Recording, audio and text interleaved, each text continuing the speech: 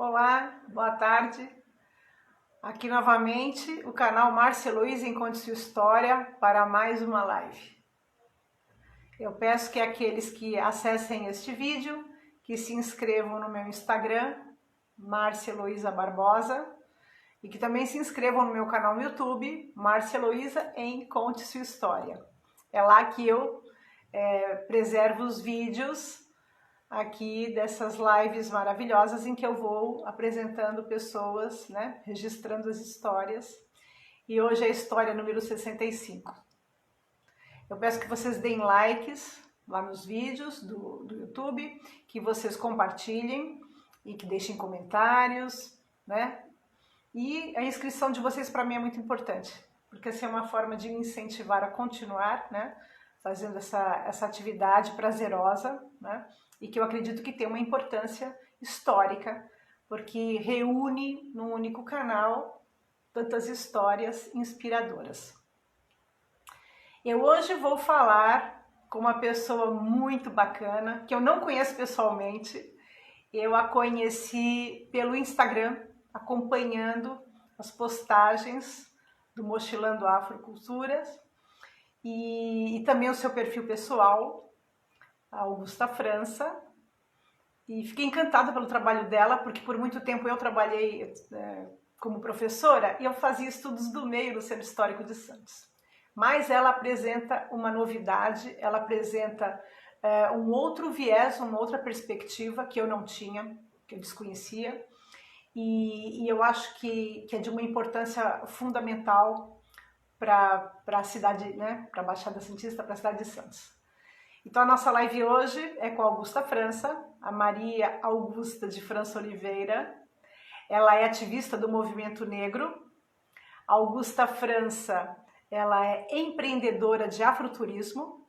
Ela é idealizadora do Tour Mochilando Afroculturas, também idealizadora do coletivo Quilombagem Literária, e este ano ela foi agraciada com o título de Cidadã Emérita de Santos, o que é um grande orgulho tê-la aqui no nosso canal para registrar essa história de sua vida, né? É realmente muito emocionante, eu estou muito emocionada hoje, né?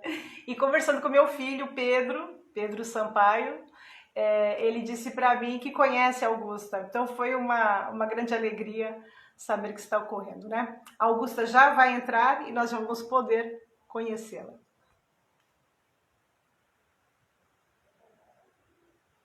Está preparadíssima, né? Espero que agora ela possa entrar, né? Ela já pediu, eu já autorizei, aceitar.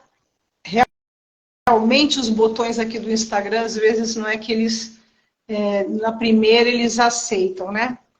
Então, Augusta, eu já aceitei, ainda não está colocado como... Tá certinho, o Mochilando já está convidado. E eu não consigo colocar você aqui ao vivo. Vamos ver se agora vai. Tem um pouco de paciência aqui no Instagram. Muitas pessoas pedem para eu fazer as lives em outro sistema. Eu tenho que estudar isso com calma. Eu estou pedindo para você para entrar, mas não estou conseguindo. Não sei o que está ocorrendo aqui. Vamos ver se agora eu consigo. Nada. Augusta, será que você quer sair e entrar de novo para ver se a gente consegue colocar você ao vivo? Eu não estou conseguindo. Eu coloco aceitar e o botão não funciona. E aí, como será que vamos conseguir fazer isso funcionar? Vocês me perdoem, tem acontecido muito isso em todas as lives. Eu coloco aceitar e não entra.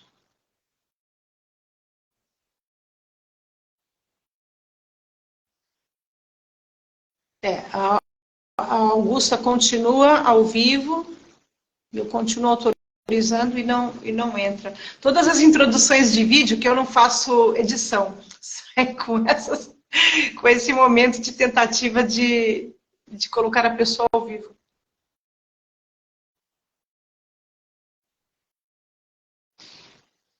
Eu não estou conseguindo. Deixa eu ver se eu tento como Augusta França, ver se eu consigo. Vou tentar, Augusta, porque eu não estou conseguindo como mochilando. Vamos ver se eu consigo como...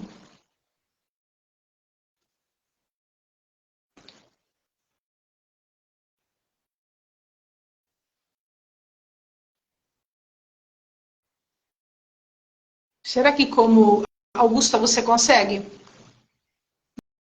Me dá um... Seguinhos. Você entrou.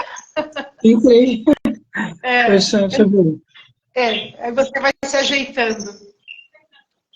Agora... Não há... Agora não. Deixa eu ver. A câmera. Vocês posicionam.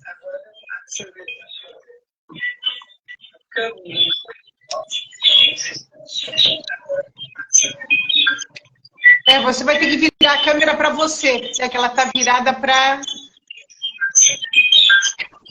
Você vai ter que vir para a frente, né?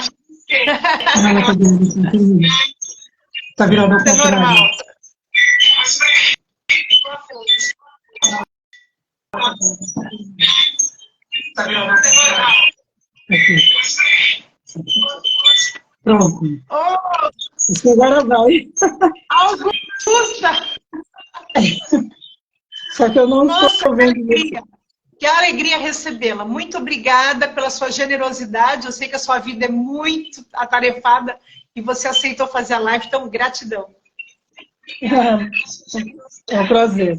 A única coisa que eu não estou te vendo. Não está me vendo? Mas não tem problema. Depois a gente, ele registra as duas imagens. A gente mesmo sem ver, registra. Você estou vendo você, está ótima a imagem, está tudo perfeito. Obrigada pela apresentação. Eu estava ouvindo aqui você falar.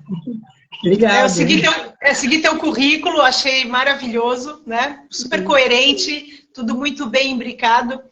Augusta, vamos começar lá pelo começo. Quem é você? Quem sou eu? Sim. Olha, eu sou, bem, Augusta, casada, mãe de 3 filhos, avó de 3 netos, e assim, bastante apaixonada pelo que faço, com afroturismo. Já gosto muito de passeios, né? E agora trabalhando com afroturismo, estou gostando maravilhoso. E eu vi que você, lá pelo seu perfil no Facebook, eu vi que você não é de Santos, você veio de Muritinga do Sul, que é interior de São Paulo. Eu nasci em Muritinga, no interior de São Paulo, mas eu saí de lá com 3 anos de idade, então tenho poucas lembranças da cidade, né? E aí morei em algumas cidades do interior de São Paulo e depois, aos 9 anos, o meu pai arrumou um trabalho na capital e a gente foi morar na capital. Então eu fiquei lá com os 26 anos, quando eu mudei para Santos, né? Eu estava já com 2 filhos na época. Sim. E aí meu marido veio transferido, o Léo veio transferido aqui para Santos, e era uma coisa que a gente queria também, né? E aí veio morar aqui. E você hoje já é cidadã emérita, então você é mais do que santista, né? Hoje já... Olha, por essa foi uma surpresa, não esperava. Foi muito bom. Nossa, maravilhoso, o dia que eu vi lá o Cieli e Augusta França, eu falei, puxa vida, né? Que momento histórico, né? Que a gente não visualizava, né? Há décadas atrás, né? Então, é maravilhoso. Estão construindo um projeto de cidade emancipadora, né? É maravilhoso isso. Foi muito bom. A Débora Camilo, né, que indicou. Foi a Débora, nossa, teve essa... incrível essa delicadeza com a gente, foi muito bom, foi tudo muito bonito, a cerimônia, bastante gente participou. Foi um momento assim que inesquecível, muito emocionante. E a gente encontra na internet, né? No YouTube, está tudo registrado, é fácil a gente encontrar né? Eu acho que quem estiver assistindo, que tiver vontade, né? Coloca o seu nome lá no YouTube que vai aparecer. Tem toda a cerimônia, como você disse, né? Foi uma cerimônia muito, muito especial. Você é ativista do movimento negro. Como é que isso se construiu na sua história? Quer dizer, quando vai eclodir, né, o início desse processo, lá da sua infância, da sua adolescência, da sua juventude, onde aquilo já estava lá atrás e acabou virando nessa sua militância? Então, isso já estava já lá atrás por conta do incômodo, né? Nós vivemos uma sociedade racista no Brasil, né? Embora muitos neguem isso, mas isso acabou na minha infância, né? Sempre fazendo parte, né? Discriminação, ofensa, essas coisas. E sem contar a maneira, né, como em escola, infelizmente, quando criança, a gente não tinha uma atenção por parte dos educadores, então a gente sofria preconceito dentro da escola, e isso não era, se era percebido, não era dado importância. Então a gente tinha que conviver com todo tipo de discriminação, né? Descaso, discriminação. Isso sempre me incomodou por demais. E também presenciei alguns momentos, até foi em relação à minha irmã caçula, dela sofrer, isso lá no Parque do Ibirapuera, quando ela tinha uns 9 anos, ser discriminada, isso fez com que eu batesse boca até com a pessoa que estava discriminando.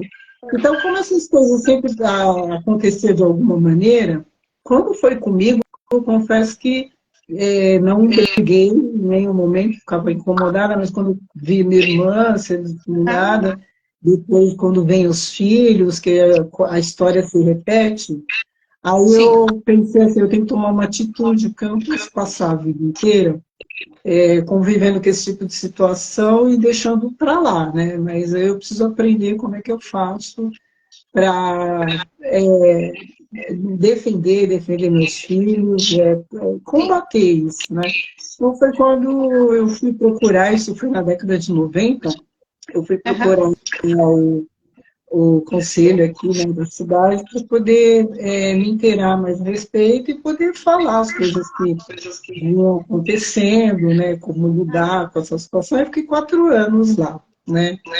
E depois disso eu saí, aí fiquei um tempo tentando participar de outros segmentos, mas a coisa não aconteceu.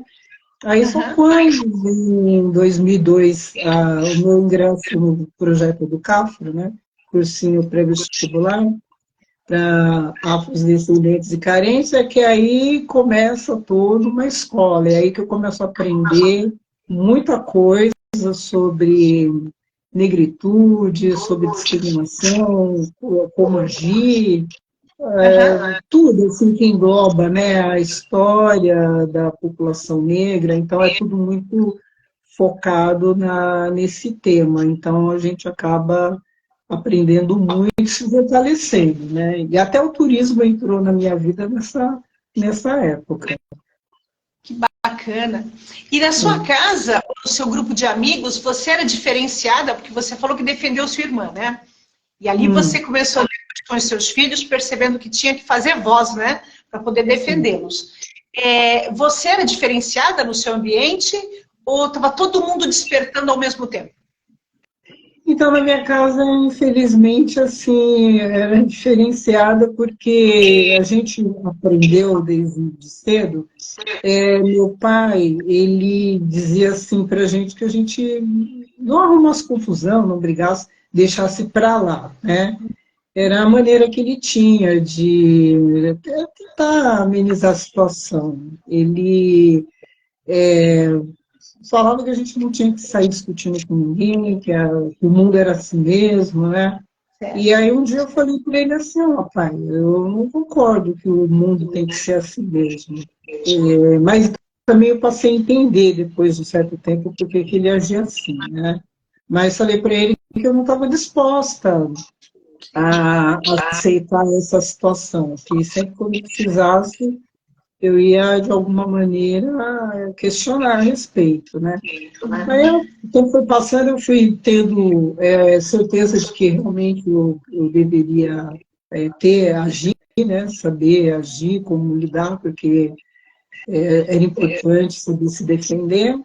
Então, acabava que acabava sendo diferente por conta disso, né?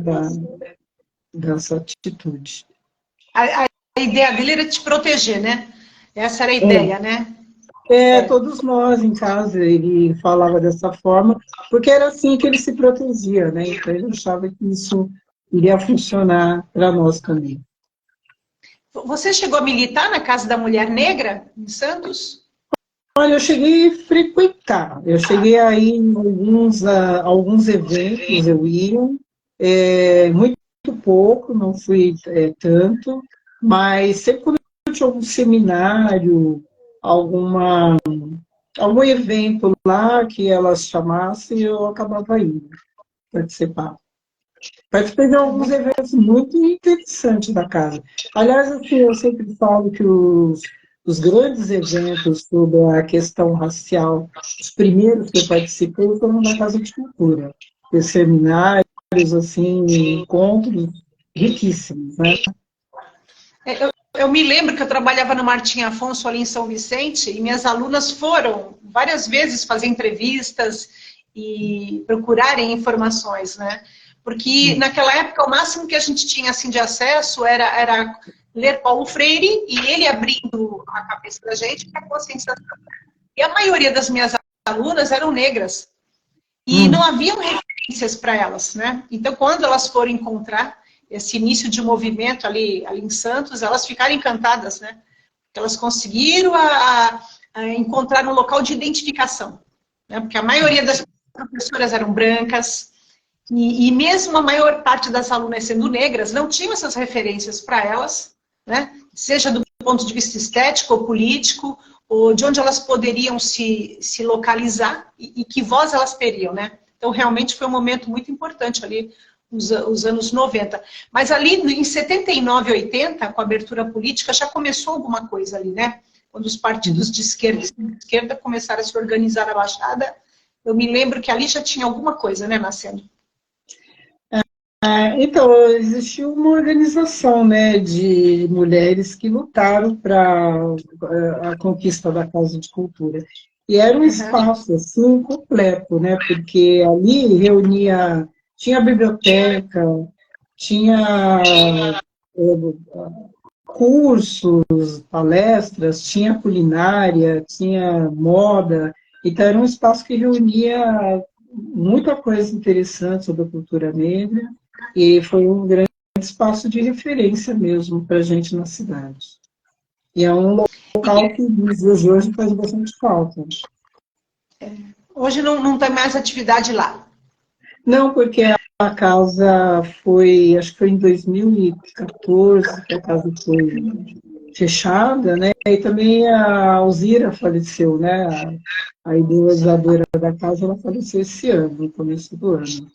Então, não Hoje existe vocês mais. têm outros ambientes também, né? Vocês têm outras organizações, outros ambientes que vocês trabalham, né?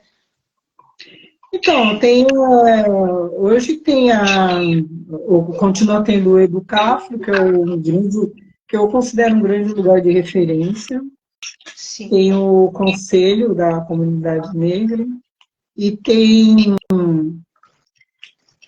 outros grupos que se reúnem, que no meu caso, eu tenho um grupo da Quilombadas, a gente até vai fazer reunião na segunda-feira. Então, a gente tem esse grupo que a gente está buscando fazer mais ações, mais trabalhos voltados à questão da literatura negra, né? Então, nós temos essa organização. Tem a Afrotur também, que é a Feira de Empreendedoras Negras, que é muito interessante, o trabalho que a Luciana da Cruz faz, né? Então, a gente tem essas organizações atuando. E eu com o afroturismo, né? Então, a gente se movimenta dessa forma. É verdade. Vocês dão visibilidade, né, para toda essa discussão, né? Sim. Que antes ficava nos redutos, né? Hoje não, né? Tá tudo espraiado, tá todo mundo acompanhando, né? Eu que estou aqui, estou longe de vocês, mas estou acompanhando tudo pela internet. A gente fica assim bem emocionado de ver. Você vai ter algum tour agora em janeiro, fevereiro? Desculpa. Ah, você vai ter? Sim, a gente volta, no dia 27 de janeiro com a Caminhada dos Quilombos, só que antes disso a gente encerra agora em dezembro, dia 2, com a Caminhada do Zona Noroeste, né? Tá. Dia 2 de dezembro a gente encerra esse ano, depois volta dia 27 com a Caminhada dos Quilombos. Então em janeiro eu vou me inscrever. Eu tô doida para caminhar com vocês. Eu fico morrendo de sempre pedindo, aí eu até tinha intenção de voltar em fevereiro, mas aí tem uma lista de espera já, uma lista grande de gente para tá participar. todo mundo com vontade de fazer, né? Porque é tão interessante. Mas tem sido uma caminhada muito, muito importante, muito interessante. Eu não imaginava, quando eu comecei, que a coisa ia tomar essa dimensão. E, então, está sendo muito bom conseguir, né, agregar tanta gente. Quando você começa a trabalhar como ativista do movimento negro, quais foram as principais dificuldades que você tinha e quais as que você acha que já foram superadas? Que hoje ainda devem ter dificuldades hoje, né? Então, como é que era antes e como é que está sendo hoje? Então, no meu caso, as dificuldades era sempre chegar ao público. Eu sempre gostei de organizar eventos, mas acabava fazendo evento na Semana da Consciência Negra. Eu acabava fazendo só nesse período, porque uma que a gente trabalhava sem nenhum apoio financeiro, e então ficava o ano todo planejando fazer um evento, reunir palestra, roda de conversa, exposição, sempre fazia evento assim. E o que acontecia é que a gente tinha dificuldade de fazer material de divulgação, fazia uma coisa muito simples, divulgava, mas como na época não tinha as redes sociais, então a gente não tinha visibilidade. Às vezes conseguia que a imprensa fizesse uma divulgação, uma citação, né? Às vezes conseguia tal, mas a gente não atingia público. Então, era muito comum a gente fazer evento para nós mesmos, né? Então, sempre quem compareceu nos eventos eram as próprias pessoas engajadas no segmento, aí ficava aquela coisa muito de gueto, né? E a gente dava uma certa frustração isso, porque a gente não conseguia atingir o público. Aí o que hoje, para mim, mudou é o fato da gente ter as redes sociais e o fato de que a história dos quilombos está despertando muita gente. As pessoas, quando vê a divulgação, elas vêm, fazem inscrição, porque elas desconhecem que existiam quilombos em Santos. Então, elas vêm com essa curiosidade de saber da história. E aí fica uma coisa assim, muito interessante, porque não é só contar a história, é levar a pessoa no endereço onde o fato aconteceu. Né? Então, isso tem causado uma certa... As pessoas têm gostado de estar ali naquele local e, de uma certa forma, a gente se transporta àquele lugar, né? Quando você está no local, sabendo a história, a gente viaja no tempo, né? Principalmente lá no Quilombo do Pai Felipe, que agora a gente está podendo entrar lá. Houve um esforço, né, por parte do Chico Nogueira, de conseguir, que a gente, do vereador Chico Nogueira, de a gente conseguir aquele espaço, entrar, né, para fazer a visita dentro daquele local, né. Então, isso torna muito mais especial o roteiro. Nossa, maravilhoso. E quer dizer, essa dificuldade era atingir a população, né? Mas aí quando você fala da população, era a própria comunidade negra ou a população em geral? A dificuldade de também ter a adesão da própria comunidade negra havia? Ou não? Então, em geral, a dificuldade, né, era tanto, né, no público geral. a gente acabava mais conseguindo um público que já tem uma afinidade com a questão, né? Então, pessoas que de alguma forma já foram ativistas em algum momento, ou porque estavam mais atentas a essa questão, e era um número muito pequeno de pessoas, né? Então, a dificuldade era isso. E a falta de rede social também, né? Naquela ocasião. Então, tudo isso sempre foi difícil. Em que momento que você foi fazer relações públicas, né? Relações públicas tem a ver com essa nova forma de comunicação, porque antes vocês faziam as atividades e pouca gente que tinha acesso, né? Que não tinha apoio financeiro e tinha dificuldade na divulgação.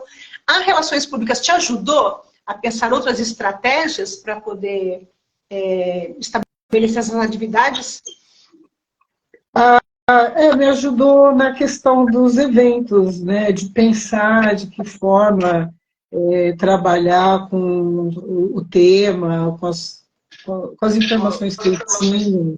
Então, isso me deu uma visão, né, de organização dos eventos que a gente fazia, disposição, porque eu acabava também organizando muitas exposições.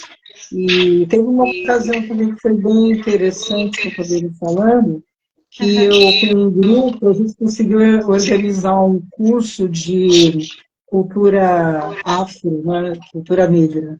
E foi muito interessante esse curso, a gente deu lá na Extensão da Cidadania. Foi uma época que a gente conseguiu até um público, pessoas interessadas nessa coisa do curso de formação. Foi muito interessante. E aí, Relações Públicas me ajudou nesse sentido, né? Até de divulgação também, mas o que faltava para nós sempre foi recursos. Agora, quando você fala que você também, com esse curso de cultura afro que você colocou também, né? Como aluna do curso de relações, quer dizer, você como ativista também causou algum movimento, né? Um novo olhar dentro do curso, não? Esse curso que a gente organizou, a professora Meire, tinha um grupo de pessoas, e cada um escolhia um tema para trabalhar, né, o conteúdo. Eu fiquei mais com a parte de movimento negro, para trabalhar esse conteúdo. Então, isso era tanta coisa importante nesse curso que ele teve uma boa aceitação. E tem pessoas que até hoje cobram a gente quando encontram a gente na rua, que a gente acabou não dando sequência ao curso. Né? Fazer uma nova edição, né? Desculpa, eu não entendi. Fazer uma nova edição do curso, né? Isso sempre acontece, sempre até a própria equipe pensa em retomar, mas olha, dava um trabalho esse curso. E as pessoas sempre falam, poxa, vocês não deram sequência, deveria retomar, né? Então é uma coisa que está sempre voltando a ideia desse curso. O meu filho disse que te conheceu na Estação da Cidadania. Isso, o Pedro. O Pedro é um querido, viu? Eu gosto muito dele, nossa, eu adoro o Pedro.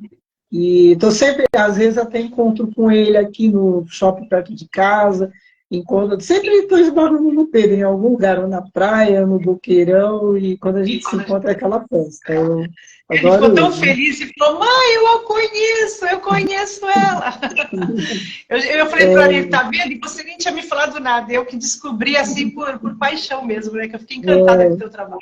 Nossa, bem emocionada. Se eu ainda trabalhasse, nossa, eu ia te explorar bastante. Gosto muito do Pedro. Obrigada. E aí você vai fazer turismo, né, na ETEC, né, na Paula Souza, e aí você estava lá nas Relações Públicas, aí vai procurar, ou foi o contrário, você fez primeiro turismo? Olha, quando eu fazia o curso de Relações Públicas, eu confesso que eu cheguei a pensar em trocar o curso pelo turismo. Mas eu estava numa fase assim, que eu tinha prometido para mim mesma que tudo que eu fosse fazer eu ia até o fim, porque eu já tinha abandonado tanta coisa na vida, eu começava a fazer uma coisa, Daqui a pouco já não queria mais fazer aquilo, parava. Quando eu entrei na faculdade, eu jurei para mim mesma que eu ia até o fim do curso, né? Aí, quando eu comecei a ter contato com uma pessoa que fazia turismo e a gente conversava muito, aí eu comecei a pensar, meu Deus, será que não é turismo que eu tenho que fazer?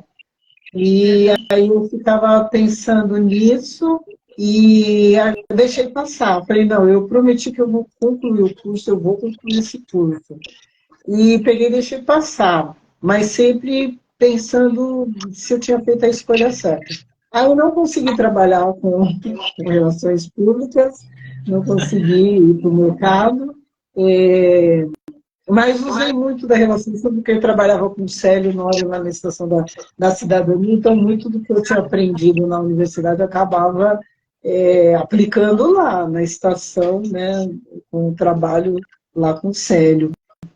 E, e aí, depois, quando eu tive conhecimento do afroturismo, foi por volta de 2017 que eu fui participar em São Paulo, de roteiro de afroturismo, aí eu comecei a ficar numa inquietação, porque eu ficava assim, nossa, isso daria certo lá em Santos. Tem tanta história em Santos invisibilizada, cientistas não têm ideia do que foi a história da população negra na cidade, né? Então, eu fiquei participando todo ano, sempre que tinha alguma coisa de roteiro em São Paulo, eu ia participar, e foi na pandemia que eu resolvi, né? Eu já tinha tentado em 2019 fazer o curso, eu não tinha conseguido de turismo. Aí na pandemia eu peguei, foquei nisso, eu falei, eu não posso sair de casa, vou ter que fazer esse curso, vai ter que dar certo. Porque eu não vou ficar aqui dentro de casa sem uma ocupação, né? Aí eu consegui, né, entrar para o curso, comecei a fazer, passei a pandemia inteira estudando turismo e montando o projeto do roteiro. Uhum. É. E aí, ali nasceu o Turmochilando. Aí nasceu o Turmochilando. O Turmochilando já tinha nascido em nome e ideia desde 2018, 2019, quando eu já estava assim, pensando em estudar turismo para fazer o afroturismo, eu já queria um nome para o meu empreendimento. Aí eu coloquei por conta de que já trazia isso já, por conta de viagem. Eu sempre gostei de sair, passear, viajar, botar a mochilinha nas costas, né? E uma viagem que eu fiz, eu e meu marido, que a gente fez pela Europa, a gente ficou 16 dias visitando museu, vendo tanta coisa, e sempre com aquela mochilinha nas costas, eu tinha a sensação, cada vez que eu ia para um lugar, eu trazia muito conhecimento na bagagem, né? Aí eu fiquei com essa ideia, eu curti muito fazer isso, aí quando eu ia para São Paulo fazer a mesma coisa, ver exposição, estava indo muito em São Paulo ver tudo quanto é exposição. Aí eu falava, é isso, é mochilar afroculturas, é sair, conhecer culturas, adquirir conhecimento e trazer na bagagem, né? Então, por isso que eu criei esse nome, Mochilando Afroculturas. E como é que você foi construindo esse conteúdo? Você tem uma equipe que trabalha com você? Como é que é esse quadro? Tem historiador? Não tem? Quem que colabora contigo? Então, o Léo, ele sempre estudou muito a história de Santos e muita coisa que eu fui adquirindo assim, de informação, de conhecimento, foi através dele, porque ele comprou também uma coleção de livros, né, que é a Politeia Santista, que fala muito da história de Santos. Eu usava. Oi? Eu também usava esse livro, eu gostava muito. Então, tem informações sobre a população negra, né? Fala de Quintino, do Pai Filipe, fala de personalidades negras. Mas eu sempre falava assim, as histórias são muito fragmentadas, você tem que ficar pegando um pouco dali e daqui, porque elas nunca são completas, né? E, então a gente tinha assim umas informações bastante reduzidas sobre essas personalidades. Certo. Mas aí depois você começa com a questão do Google, você começa a pesquisar para poder aprofundar um pouco mais, e você vai descobrindo que tem outras referências, que tem mais informações, então você vai descobrindo tese de mestrado, doutorado, são livros que abordam mais sobre essas histórias.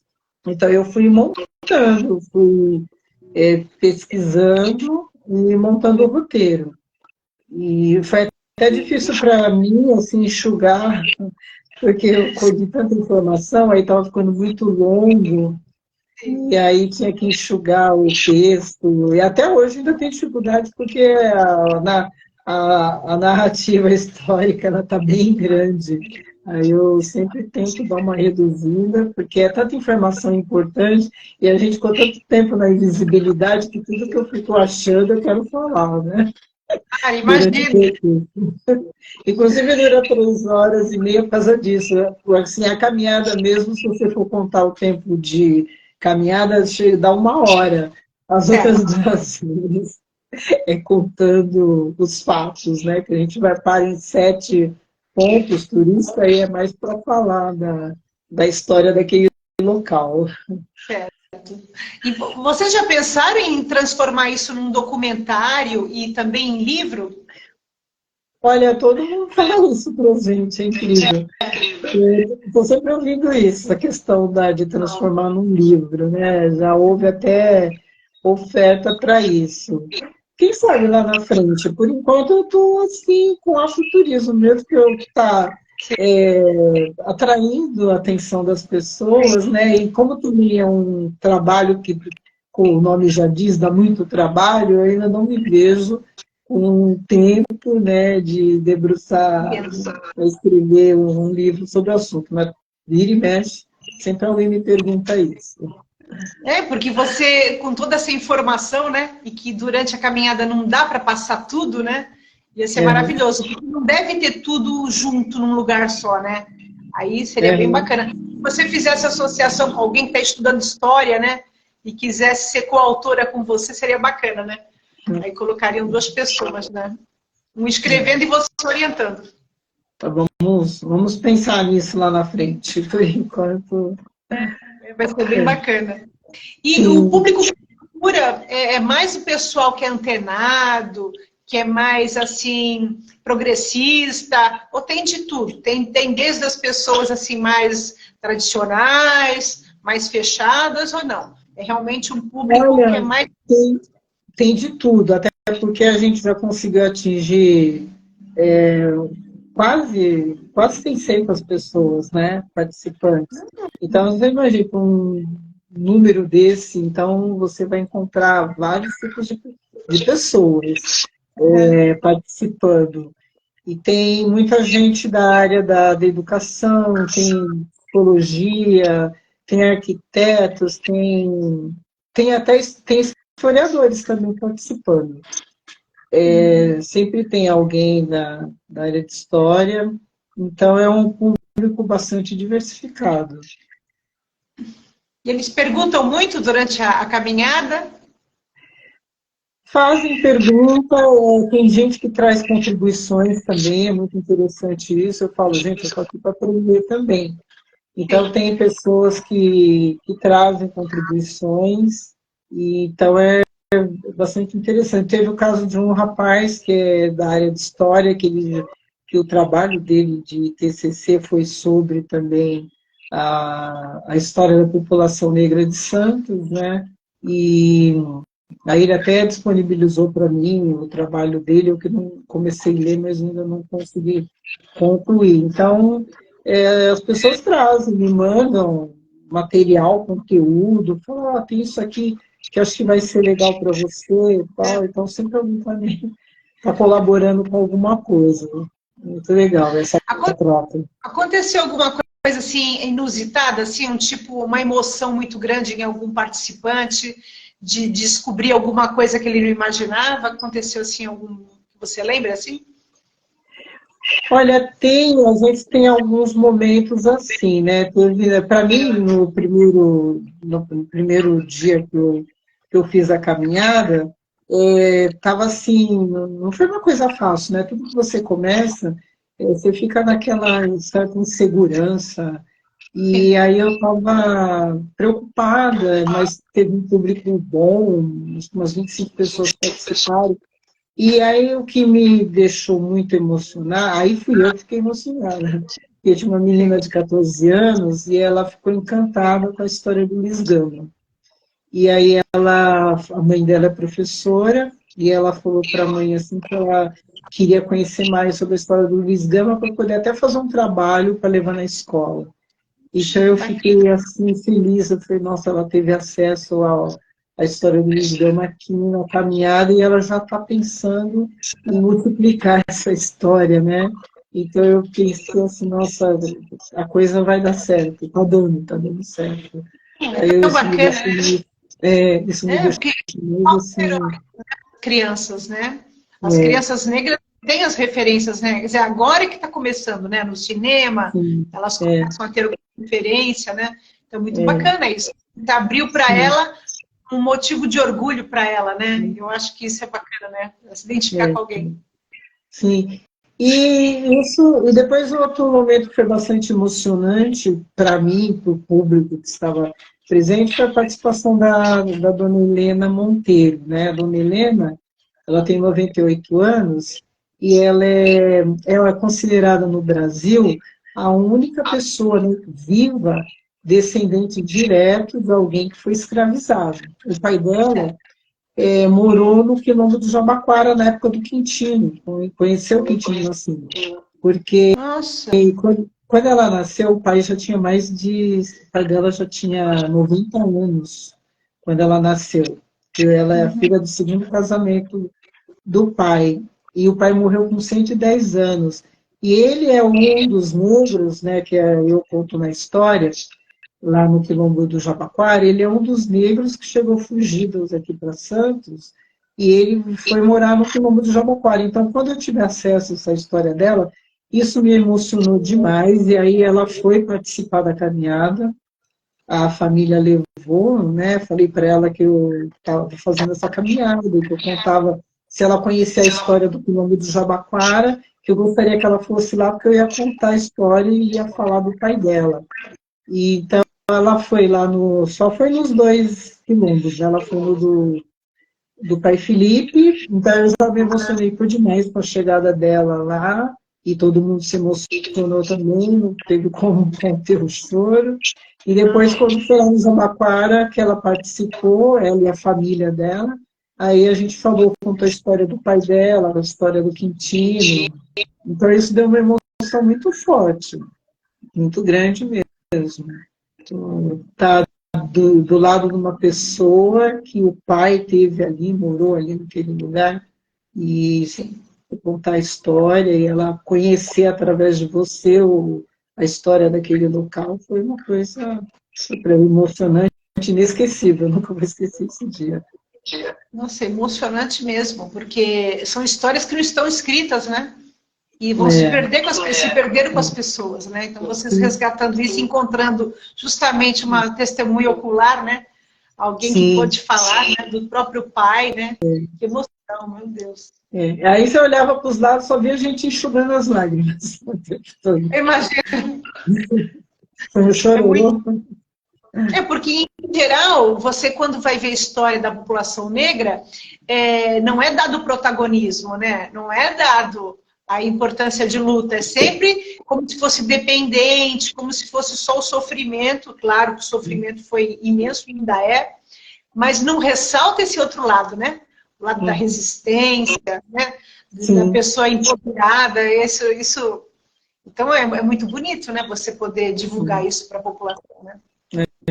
Eu falo muito sobre isso porque aqui em Santos a gente ouve falar o tempo todo dos abolicionistas como os protagonistas, né?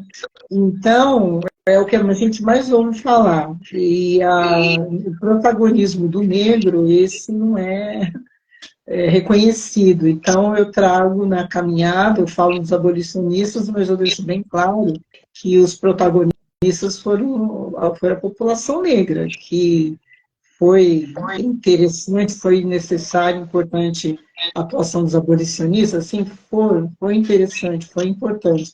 Mas quem se organizou para viver, quem fugiu das senzalas, quem não aceitava e lutou muito contra a escravização foram os próprios negros. Se aceitasse, não fugiria do trabalho escravo. É claro. Então, isso tem que ser levado em conta, né? Isso É claro. foi uma questão protagonista, ele fugir daquelas condições e tentar a sua liberdade a todo custo. Então, É um ato de coragem, sim, um ato de coragem, de maravilha. de não ficar só submisso àquela situação, né? De dependência, né? Após o sequestro, né? Após o sequestro de uma população, depois você criar toda uma situação de que as novas gerações não tinham conhecimento algum do passado, né? Sim. E foram uma série de organizações, né, de resistência, os quilombos, que foram muitos. Eu falo, pessoal, olha, a gente tem uma ideia. Atualmente, o Brasil fez um mapeamento, tem quase 6 mil comunidades remanescentes de quilombo. Se a gente tem quase 6 mil agora, quantas que a gente não teve no período da escravização da população negra? Então, isso é muito relevante, né, para ser tratado da maneira como é tratado, como se não tivesse importância, né? Então, essas histórias precisam ser de conhecimento geral. E sem contar a questão das irmandades religiosas também, que se organizavam, né, para combater de alguma forma a escravização da população negra. Então, também, através das irmandades, se tinha muita luta de resistência também. Sim, igrejas, né? Igrejas que eram para os negros, né? Porque Sim. a construção, mesmo em Santos, né? Então, isso é muito bonito, né? Quer dizer, a própria fé, que já não era uma fé originária, né? Era uma fé aprendida aqui, mas de qualquer maneira era um foco de resistência e de busca de uma proteção divina, né? Porque a impressão é que Deus, seja lá em que religião que você for compreender a palavra Deus, como se tivesse abandonado aquele povo, né? E aí ele vai buscar a sua própria autonomia, até porque não podia entrar na igreja do branco, né? Era proibido. Sim. Justamente. E Augusta, quando você vai trabalhar com essa ideia da quilombagem literária, onde é que você pegou inspiração para isso? É que o evento que eu fiz, o último evento que eu fiz lá na Estação da Cidadania foi em 2019. Esse evento reunia uma série de atividades. Teve a feira, né, da Afrotura, do Luciana da Cruz, e tinha essa feira afro. Aí nós colocamos também uma palestra sobre empreendedorismo, colocamos literatura, e uma das pessoas ligada a um dos escritores, William, ele conhecia muitos escritores, então quando falou de que teria essa parte de literatura, ele, o ator, a Ana Lúcia também, dos Santos, que é escritora, então esses três, né, participariam de uma roda de conversa sobre literatura, mas o William conhecia muito mais escritores daqui da região, e ele falou, eu posso chamar? Eu conheço pelo menos uns 8. Posso chamar esse pessoal para a gente poder, eles trazerem os livros, vender e fazer um bate-papo sobre literatura? Eu falei, eu acho isso ótimo, né? Quanto mais pessoas participarem, melhor. Aí, quando chegou lá, eu vejo aquele monte de escritores negros, né? Somado 8, somado com mais 3 ali, 11 pessoas, eu achei aquilo incrível. Aí eu falei, não, a gente precisa fazer sarau, fazer eventos literários, tem que mostrar que tem literatura negra na Baixada Santista. Então, a partir daí, eu comecei a chamar para reuniões, para a gente pensar uma maneira de ter, dentro eu falei com a Luciana, dentro da feira afro, a gente ter um espaço de literatura para vender livros, ter os autores. Aí a gente começou a fazer isso. E só que depois chegou uma hora que, quando eu comecei a me dedicar ao futurismo, aí eu passei a ter dificuldade de tocar, né, esse trabalho. Mas sempre quando alguém convida, a gente não deixou de fazer. A gente só parou de fazer com tanta frequência, para a gente fazer todo mês esse trabalho. E depois a feira era lá na Estação da Cidadania, quando saiu de lá, a feira começou a acontecer em outros espaços, e foi onde a gente também se desvinculou. Mas quando chamam a gente para algum evento, aí a gente vai, o pessoal vai, a gente monta lá uma barraca com os livros, mas nós marcamos agora, na próxima semana, de fazer uma reunião para poder criar uma agenda para o próximo ano, para a gente não ficar mais tão disperso e fazendo com poucas atividades, né? Então, a gente tem uma reunião segunda-feira só para tratar disso.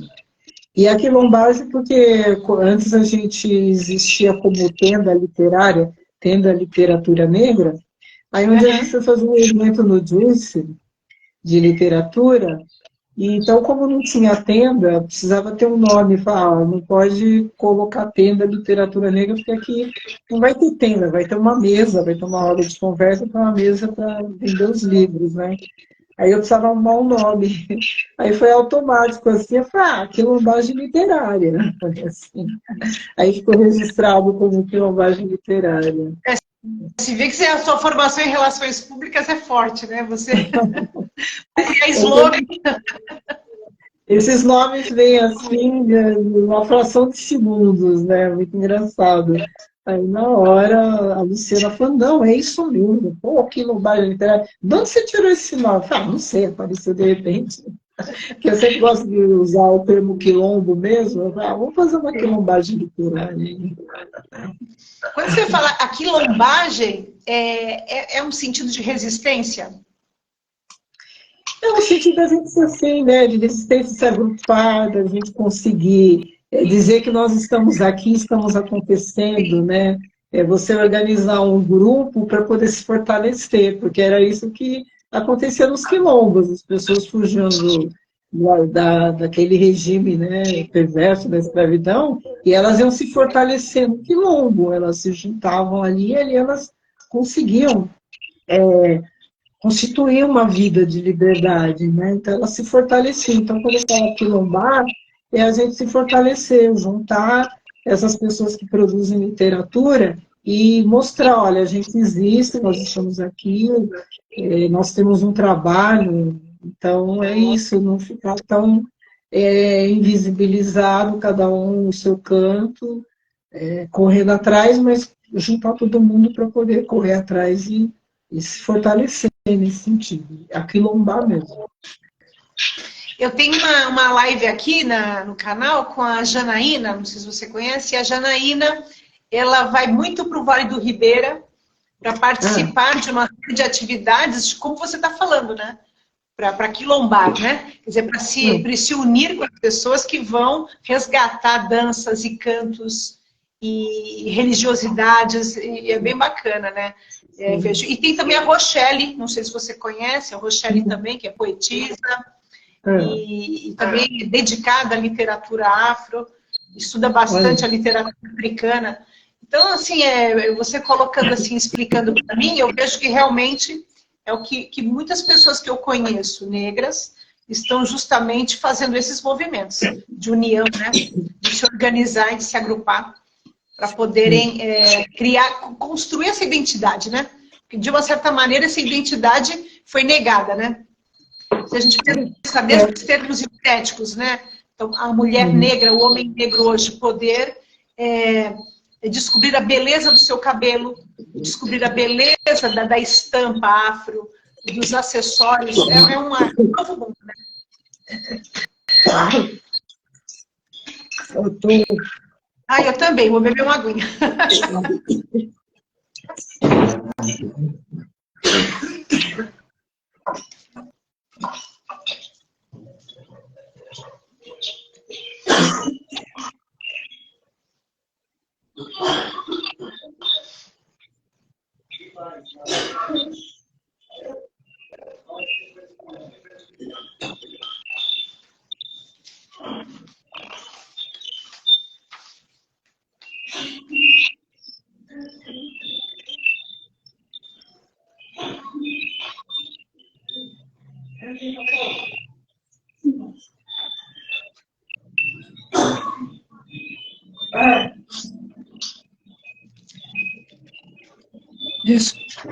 Estou sem voz. Tranquila, você está falando há 1 hora já, quase. Eu estou um pouco ruim da garganta. Eu acabei de Não vou explorar muito. Olha, tá quase 1 hora de live. Se cair, eu te chamo de novo para a gente finalizar, tá? Mas eu acho que não vai cair. Ultimamente não tem caído, não. Mas tá melhor? Estou um pouco sem voz.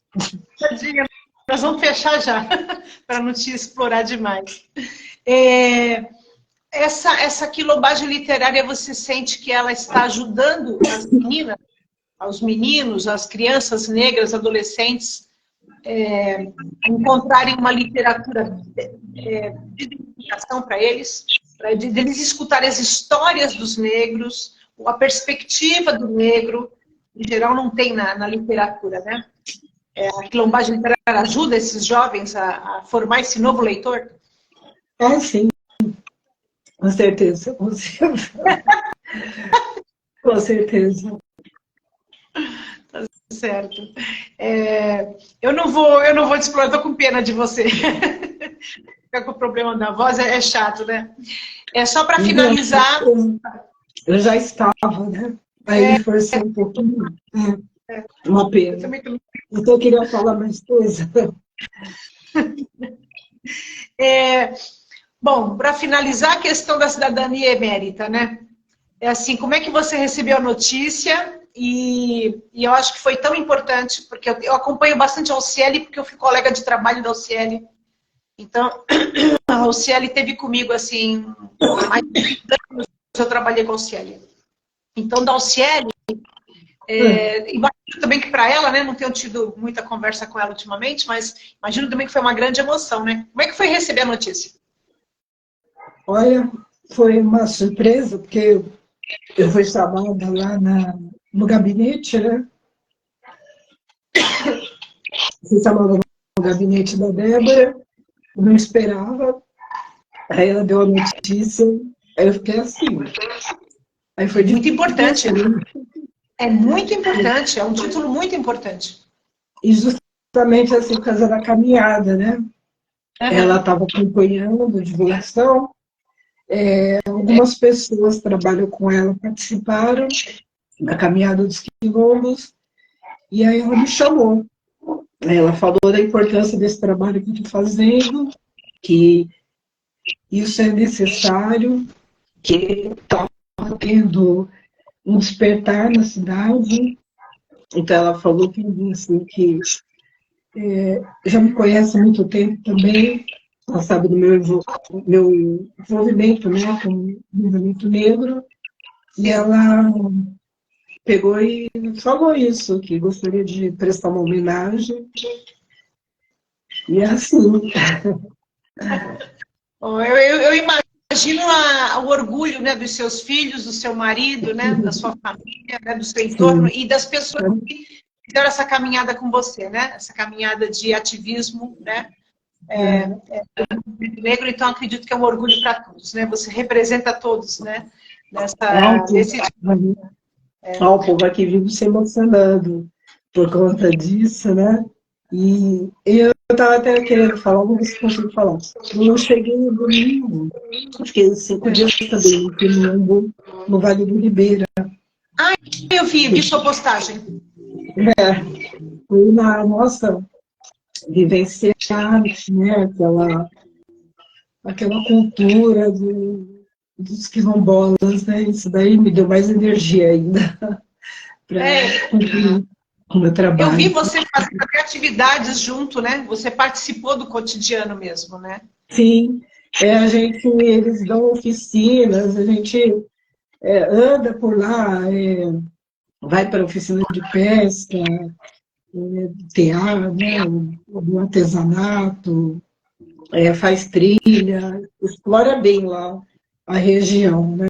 E, nossa, é muito bom. Eles são muito acolhedores, eles têm uma pousada lá, e então você é super bem tratado, bem alimentado, é muito bom, maravilhoso. O sistema de vida deles é uma coisa muito incrível. Sim, é um contraponto, né, a esse sistema capitalista, né? Essa sociedade esmaga a gente no cotidiano e que a gente só compete, né?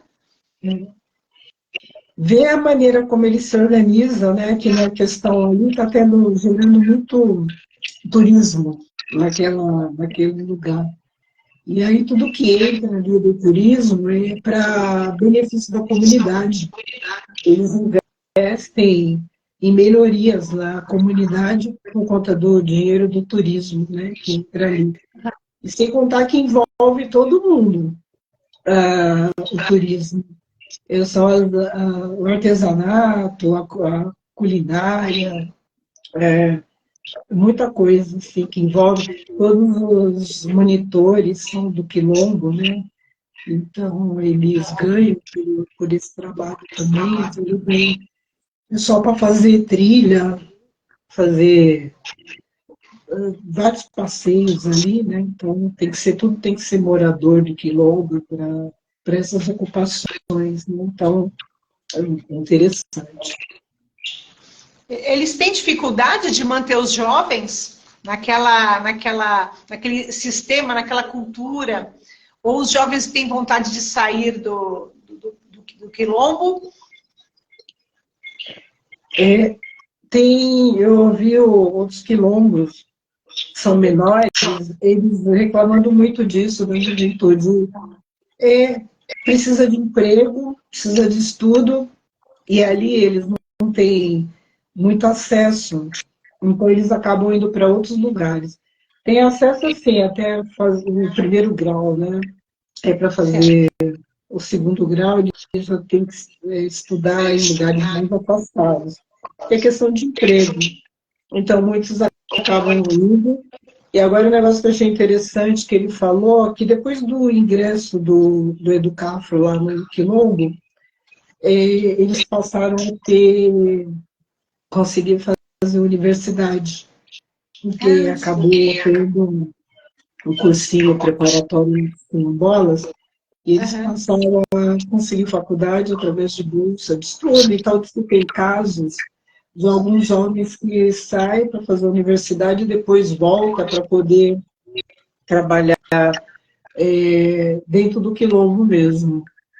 Pessoas assim, que se formou em administração, aí voltou para o quilombo para poder ajudar a administrar os trabalhos dentro do próprio quilombo. E engenheiro agrônomo, essas coisas, essas profissões, né? Porque viu que ali ele poderia, com o conhecimento dele, ajudar a melhorar as condições do quilombo. Eu achei incrível isso. E ao mesmo tempo preserva, né? Essa forma mais solidária, né? De convivência, né? Sim.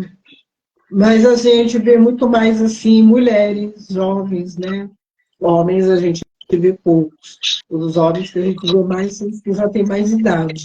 Mas homens jovens, ou porque estão trabalhando em outras, afastados dali, né? Em Eldorado, ou porque realmente estão em outras cidades. É maravilhoso.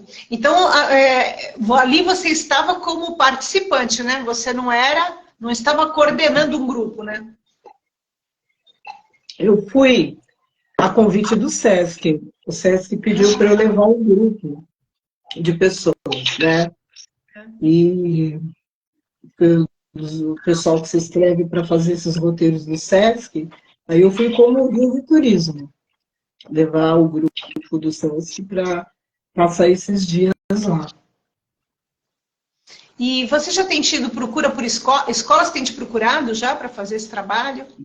Ah, sempre entro em contato. Agora eu atendi mesmo, foi a Unifesp, 4 turmas da Unifesp, sendo que Bacana. uma Unifesp Baixada, né? E uma turma da Unifesp Leste, lá de São Paulo. Veio veio para cá fazer a caminhada, lá de Itaquera. Você é empreendedora de turismo afro, né? De afroturismo. Você Sim. teve que constituir empresa ou você trabalha individualmente como uma profissional liberal? Amei, né? Eu amei. Eu tive que. É, Uhum. Eu também, o aham. Pedro também trabalha como MEI. É. Então, foi como meio. Maravilhoso. Olha, eu acho assim que eu perguntei para você, eu tinha programado que eu faço minha lição de casa, né? Eu faço um roteirinho de perguntas. Tem alguma coisa que eu não te perguntei que você gostaria de falar? Então, você falar isso, né, para as pessoas entenderem a questão do afroturismo, porque muitas vezes pode não ficar muito claro isso, né? Mas, assim, é um segmento bastante interessante que surgiu em 2004, começou a ter esses trabalhos com o afroturismo, mas ele ganha força em 2017 e hoje se tornou um movimento no país inteiro, né? Hoje tudo quanto é estado, cidade, muitas cidades têm afroturismo, que é esse segmento que veio para poder trabalhar a questão da história da população negra, uma coisa que sempre nos foi negado nas escolas, na nossa sociedade, né? A nossa história sempre foi tratada como se ela não tivesse ou existido ou não tivesse importância. Então, o Sim. afrofuturismo tem esse propósito, né, de fazer um levantamento sobre a história da população negra, desde a chegada dos africanos aqui no século XVI. Então, a gente faz esse levantamento histórico, monta os roteiros e sai, né, fazendo essas caminhadas, esses roteiros, e isso está sendo está sendo aceito, tem tido procura, e está um movimento assim de crescimento no Brasil. Então, isso é muito gratificante. Então, essa função, o afroturismo veio para isso. E agora não tem volta, agora é só crescer. Só crescimento. Não, Porque, assim, porque o setor turístico, ele nunca teve um olhar voltado para essa questão, né, da sim. história do negro. Nunca viu, enxergou isso como uma atração turística. E então, quando a gente começa a se organizar, né, enquanto segmento e ver essa possibilidade no turismo a gente conseguir ter mais voz Sim. e visibilidade com as nossas histórias, então aí nasce esse turismo, esse segmento específico do afroturismo. E aí as pessoas interessadas procuram você nos seus perfis, né? Tanto Isso. como afro, né? Do O Mochilando mochilão da como apicultura Augusta França. é a Augusta França. Tá. Eu vou colocar quando eu faço o descritivo do vídeo, eu coloco os seus links para o seu Instagram e Sim. coloco lá que você aceita inscrições, né? Porque aí as pessoas vão entrar nas listas de espera, né? E aí você vai chamando, né? De A acordo gente, com. a gente tem agora dia 2, né? Para esse tem vaga agora dia 2 que é lá na Zona Noroeste. A caminhada é na Zona Noroeste. E depois, no dia 27 de janeiro, o dos quilombos. Vai ser maravilhoso. É só deixar o nome lá na reserva que a gente entra em contato. Tá certo. Aí, quando você quiser divulgar alguma coisa, quiser apresentar algum trabalho, eu estou sempre à disposição, tá? Eu gosto de Obrigada. registrar. A ideia do meu canal é registrar histórias de pessoas inspiradoras, né? E assim, para as pessoas que querem falar, eu pensei em trabalhar com turismo, eu pensei em fazer tal coisa. Então, ela vai lá e encontra sempre uma pessoa bacana, né? E eu acho que no seu caso é mais do que a questão do turismo, como você explicou, né? Do afroturismo, mas é justamente isso de apresentar para a população algo que estava invisível, algo que estava escondido, é dar à luz, né? Você põe luz numa coisa que as pessoas ou não queriam ver, ou não tinham se atentado, né? E, como você disse, não tem mais volta, né? Nós estamos num novo mundo, e eu sempre penso que a política de cotas ajudou muito isso, porque eu lembro que quando as minhas alunas, porque no início eu tinha alunas praticamente assim, brancas, porque vinham de escolas privadas, faziam magistério na escola privada. Com a política de cotas, eu comecei a receber as alunas negras que vinham do Educafro. E aí elas apresentavam uma nova perspectiva e colocou um novo discurso dentro da universidade, sabe? Então eu acho que isso não foi o único, né? A política não foi a única, né? Mas eu acho que ela colaborou muito, né? E eu acho isso importantíssimo. Porque realmente a gente precisa do negro em todas as instâncias da sociedade. Até porque é a maioria da população brasileira, né? E que era negado. Eu me lembro de ver os folhetos da Unicef, quando eu era criança. E eu falava assim para minha tia, por que a Unicef retrata crianças negras no folheto? Era uma agenda anual, que lançava em novembro, dezembro. E eu, criança, não entendia. A minha tia falou assim para mim, Márcia, o Brasil é um país negro. Mas por quê? Não havia essa discussão, essa conversa, sabe? Então a gente vai aprendendo. E a primeira vez que eu me dei conta da discriminação racial foi no meu primeiro emprego.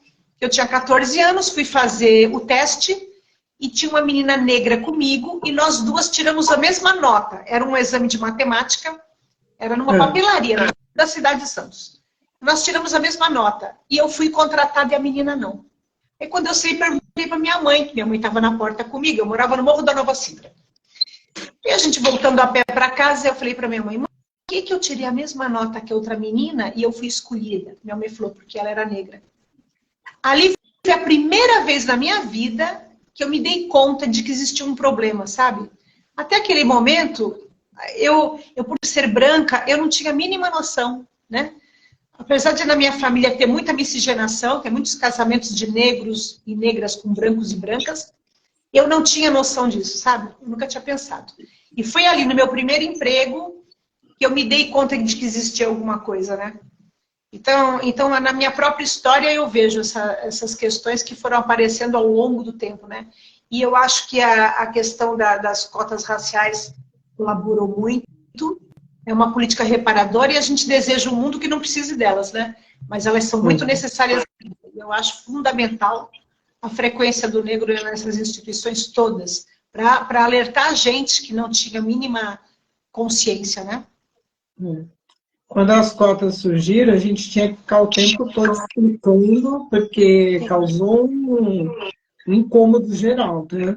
A questão das cotas. Mas a gente sabia que o caminho era esse. E realmente, com o ingresso de muitas pessoas negras na universidade, a gente ganhou muito, porque hoje, como está sendo tão pautado as questões negras, isso se dá também por conta das cotas. Porque tem muita gente trabalhando essa temática, né? Contra o racismo, a questão da história da população negra. Então, eu mesmo, quando eu não fiz faculdade de cotas, quando eu entrei, ainda não tinha as cotas. Mas eu não tive dúvida, quando eu consegui entrar na universidade, que meu trabalho seria sobre negritude. E aí, outras pessoas foram vindo e também buscando fazer trabalhos, né, acadêmicos sobre a questão negra. E até a questão do turismo. Hoje a gente tem tantas, não tinha pessoas negras no turismo, porque também o setor nunca deu espaço para as pessoas, né? Então hoje você tem várias pessoas com formação em turismo e sendo empreendedoras, né? Trabalhando com autoturismo, sem depender de nenhuma agência, e como eu, a maioria das pessoas que eu conheço do afroturismo são tudo assim. Se organizam, são empreendedoras, não dependem de agência, para trabalhar. Né? É um novo Então, poder a gente econômico. é um novo poder econômico. A gente, depois das cotas, a gente começou a ter gente, formação em várias áreas, né? Então, isso fez a diferença. Não, e quando Está eu vi fazendo. assim, o aluno que vinha da escola pública, e muitas vezes tem excelentes escolas públicas e algumas com algumas dificuldades, e eu via que ao longo dos cursos, tanto o pessoal que vinha do Educafro quanto os alunos de escola pública eram os que se desempenhavam melhor ao longo do processo, sabe? Às vezes iniciavam com muita dificuldade, mas ao final do processo eram os melhores, né? Então isso é maravilhoso, né? Isso é para calar a boca de qualquer pessoa que não tem entendido ainda, né? Qual é a importância de você fazer uma política reparadora, né? Uma política que vai dar voz a... Porque com o processo da libertação, né, dos escravizados, a gente viu que foi impedido a uma população inteira a cidadania, né? Quer dizer, antes ela era tratada desumanamente e depois tratada sem nenhum direito à cidadania. Então, essas políticas são fundamentais e realmente elas dão essa possibilidade, como você disse, né? Desses indivíduos hoje serem autônomos e criarem uma nova economia. Né? Sim. E sempre assim, né? A questão da nossa sobrevivência nessa sociedade que primeiro nos escravizaram e depois apostaram que a gente não sobreviveria, né? Quando houve a assinatura da Lei Áurea e o passa fora mesmo, né? O descaso, nenhuma política para atender a população negra, porque se acreditava que a gente não ia sobreviver. E nós estamos aqui, sobrevivemos, lutamos e estamos transformando nós mesmos a nossa vida, né? Lutamos por cotas, agora estamos aí implantando muita coisa no setor do turismo, que é um setor que não dava atenção para esse segmento. Então, a gente é sempre assim, somos nós por nós mesmos, né? Correndo atrás e fazendo as transformações. Tem sido assim. Então é isso. Vamos longe, vamos muito mais além. Muito longe, E é isso. Então, agradecer a você esse momento que se dedicou aí da sua vida, né? Que era o seu momento, né? De finalização do dia de trabalho e você me permitiu, né? Registrar esse momento, né? Eu estou muito agradecida.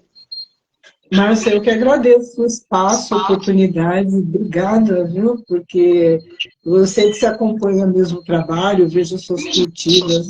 Eu sempre coloco lá, curto tudo. Fico muito feliz. E ainda sabendo que você é mãe do Pedro, que eu adoro o Pedro, fico mais feliz ainda. Obrigada pela oportunidade e parabéns pelo filhão, viu? Eu adoro ele. Obrigada. Estou vendo a Márcia Santos aí, também foi minha aluna lá no Martim Afonso. Olha, Augusta, eu te desejo toda a sorte do mundo, tá? Que você cada vez progrida mais nessa atividade que você empreende, né? Que o seu reconhecimento seja cada vez mais divulgado, que reconhecida você já está publicamente, né? E que isso se divulgue cada vez mais. Que Deus abençoe muito você, seu marido, seus filhos e todas as atividades que você põe à mão, tá bom? Obrigado. E fique com um grande abraço e eu realmente estou emocionada e muito agradecida. Porque eu sei que é uma grande generosidade da sua parte dedicar mais de 1 hora comigo hoje, tá bom? Foi um prazer muito grande. Poder falar do meu trabalho, ter esse espaço, muito bom. Fico feliz. Obrigada. E se Deus quiser, ainda vou me inscrever nas suas caminhadas. Vamos ver como é que eu me organizo em janeiro e fevereiro, ver se eu consigo lá um espaço. Por favor. Fica com Deus. Beijo. Tá. Obrigada. Tá. Tchau. Tchau.